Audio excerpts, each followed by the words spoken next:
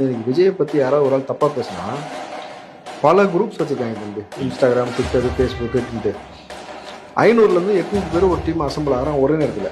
விஜயை பற்றி யார் என்ன பேசுனாலும் அதுக்கு அவனுக்கு எதிராக இருக்கக்கூடிய எல்லா தரவுலையும் எடுக்கிறாங்க. கெட் செட் ப்ரோ வெளியில் கிளம்புறாங்க, டப்பு பதிவில் வருது.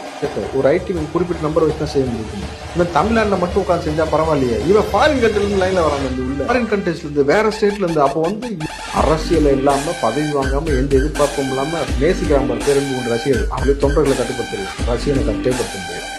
அவன் பதவி வாங்கினதே அவன் உன் கட்சிக்குள்ளே வந்தால் தான் நீ சொல்கிறது கேட்பான். இல்லை எங்கள் அண்ணன் இப்படி பேசுறியா, உன் வச்சு சேர்றான்னு செஞ்சுட்டு இருக்காங்க. அப்போதான் ஸ்டாலின் வந்து ஒரு வாய்மொழி உத்தரவிட்டிருக்கிறாராம், தாவேக்காவை இனிமேல் விமர்சிக்க வேண்டாம். எலெக்ஷன் நெருங்கும்போது நமக்கு அடி பலமாக இருக்கும். இது வந்து தேவையில்லாமல் ரூட்லேருந்து எடுக்கிறான். எங்கே அவங்க அப்பா காலத்துலேருந்து எடுக்கிறான். இன்னைக்கு ஒரு நபர் ஒரு விஷயம் தவறாக சொல்ல செத்தான், அதோடு அவன் வரலாறு எடுக்கிறாங்க. சேகர் பாபு பற்றிலாம் எடுத்து போட்டாங்க பாருங்க, செருப்பு தூக்கிட்டு சுற்றுற ஃபோட்டோ எடுத்து போட்டாங்க. இந்த பசங்களை என்ன பண்ணுறதுன்னு தெரியல.